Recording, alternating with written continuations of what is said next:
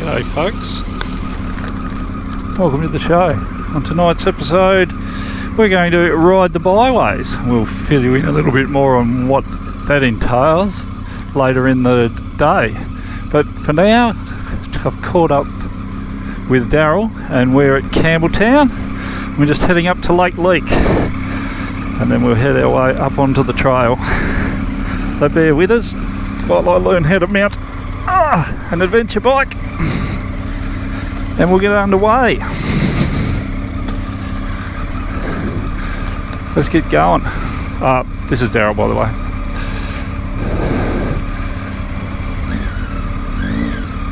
When you're ready.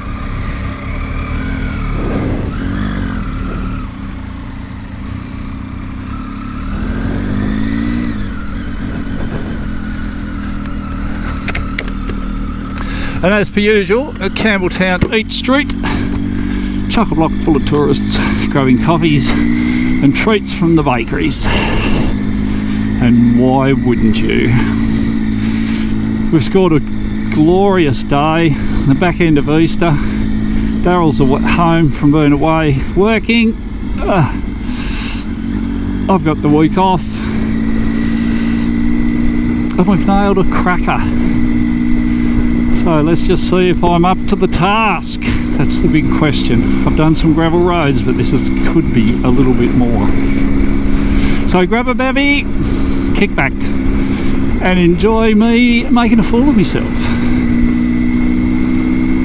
on the Ride the Byways, one of the many legs.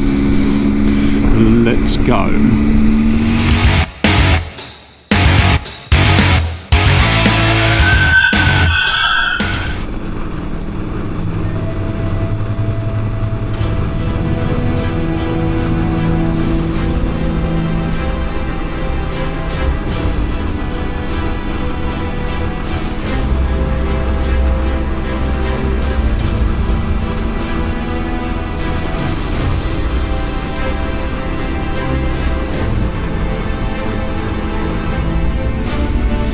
Pray for me folks, we're off the bitumen. Daryl promised to be kind to me, so we shouldn't have to worry too much about the gravel. I will pull the visor down in case there's a rogue rock. And we're just going to pop along here. I will put the name of the road down, and this bit of road isn't too bad. And then we go down onto what Daryl reckons is probably one of the gnarliest bits of the whole trail. That's why we're doing that today. Yeah. Wish me luck folks. Let's just enjoy this bit of road. We've had some rain and some breezy weather, so hopefully the road is clear. Road's in very good condition. It is a work day today, so there we go. I was going to say we will keep an eye open for some log trucks, and there's one right there.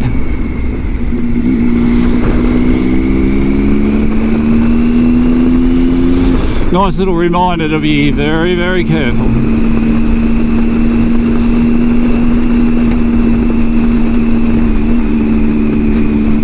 Byroads was an initiative that I had way back during COVID when I was stuck over in Western Australia for my job there for about 12 months, and got my 2005 model GS shipped over to WA, and I met up with this guy that suggested that there's a very similar track that's from Albany to Daring, which is a suburb of Perth. It's about 600 and something kilometres. So we thought we'd do that. It took us 3 days. Anyway, while that was all happening, I thought, well, it was a good opportunity. Why can't we do the same thing here in Tasmania? We've got a great state for motorbike riding. During the course of the COVID, as you could imagine, there's a lot of mental health issues came from that.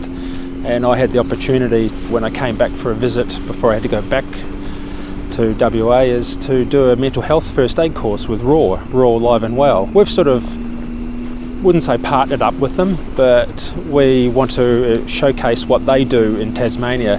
So I thought, well, what a good opportunity to link the two together, motorbike riding through this great state of ours, take it through the back roads, through the gravel roads, and through the communities where Raw Live and Well look after. Another inspiration for that was Ride BDR in America. They do one very, very similar, but that's a non-for-profit organisation, and that's just to promote motorbike tourism throughout America. They reckon they generated somewhere between $60 million through the communities where the rides go through. So that's pretty impressive, but obviously we wouldn't be anything close to that. But on another thing that we do have motorbike riders is we can help those communities. We spend, go and buy a meat pie or coffee, petrol in these smaller communities. Those little things help. So we started the website about 2 years ago with my son Jonathan, and he's the brains behind the website.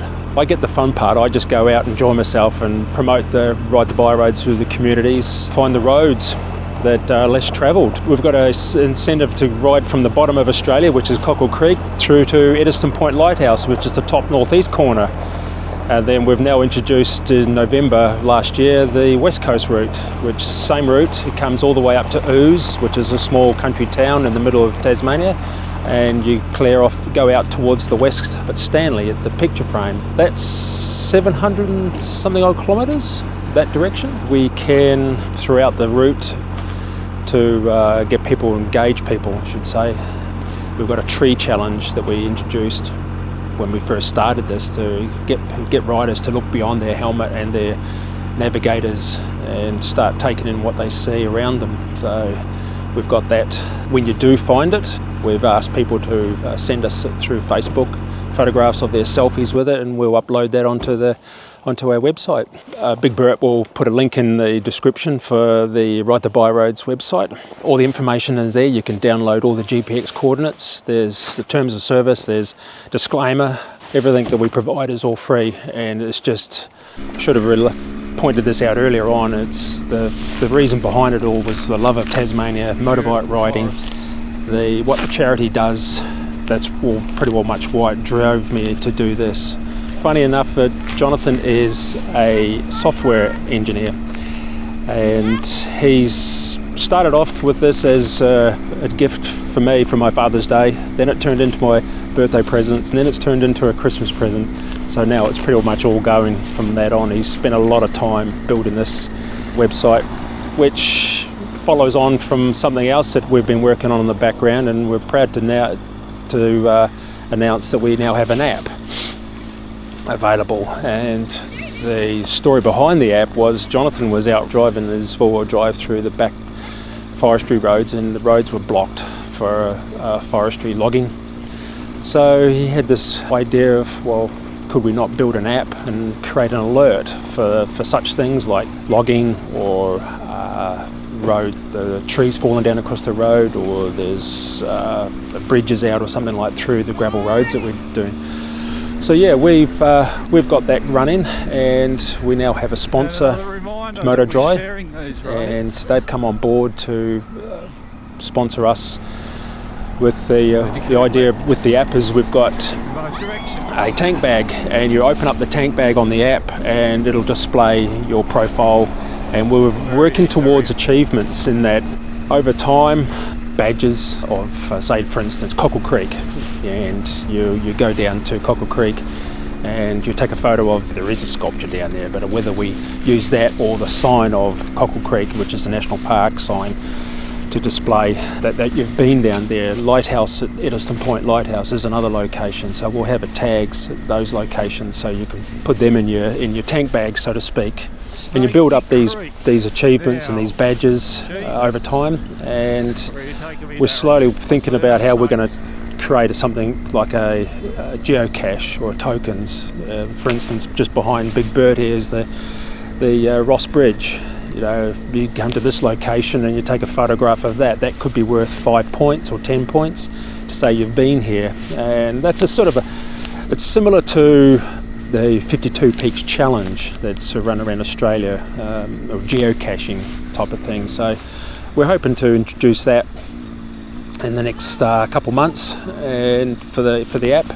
But the app has alerts. It has Tas Alert in there as well, which you can log in there, and it tells you if there's any government alerts, mainly bushfires that are occurring around Tasmania, so that's a handy addition to the app. And then there's a route page that shows a display of the main east-west coast routes on there, and it can work offline. It's something that's quite handy if you don't need cell service. It's not for navigation, it's really just to confirm where you are within cell service. So, you know, if you go down the wrong road, or if there's something wrong with your navigator, you know, you can at least reconfirm that you're on the right route. Yeah, it was basically an image of what you see on the website through the app on the route page. You've got icons that display businesses, and like a business that's proud to support Ride the Byroads, you're more than welcome to go in there. The routes there's little icons on the pages on the website and the app that give a little bit of information, fuel, what's available, accommodation, things like that. So all that sort of work's done for you. The other idea is that we call the main route, whether it's the East Coast route or the West Coast route, as the spine. And then you've got the limbs that go out, so we sort of refer the roads that you can go through the main or follow the route, and then you can camp anywhere that's available on those routes. And then if you want to spend the day there, just for point example is Strathgordon. There's the road that goes out that's not part of the Ride the Byroads, but you can base yourself at Maydena for a day and then ride out to Strathgordon and come back via Mueller Road, and we've got the GPX coordinates for those two. There's gravel, bitumen out and gravel back and through the. So that's the idea. You can do that. So you know, you don't have to stick to the route. As all the information's there, so you can judge your rider skill level as well. So there is some videos on our website or links to our website for our YouTube channel, and if you're happy enough to sort of go have a look on those small videos, about 15 minutes long, gives people an idea of what's the road conditions, if they're happy, if there's, you know, if they're new to riding. Honeysuckle Road, for instance, that was pretty rocky in some areas, but if someone was to look at the YouTube channel on Honeysuckle Road and decided not to go, you come through here and just through Ross and then head up to Campbelltown and pick it up the highway to Leake and then pick it up from there and go north Mackay's Road. That's the idea of, you know, you don't have to stick to the route to enjoy yourself. You can do anything you like. That's about it. Probably wondering why we're still on this road. Well, I may have dropped the GoPro off the back of the bike while we were recording. We didn't see it go, Daryl didn't see it go, so we've had to go back, riding very slowly backward to where we put the camera on and back pedal, and well done Daryl, Hawkeye, I rode back past it. The great man found it. So that old GoPro 7, she's been to hell and back. So I hope you enjoyed that tonight. The poor old camera, that's the second time she's taken a dive on the road, but she's still living and doing beautifully. So thanks for joining us. I'm heading home now, and I will see you next time. Let's go.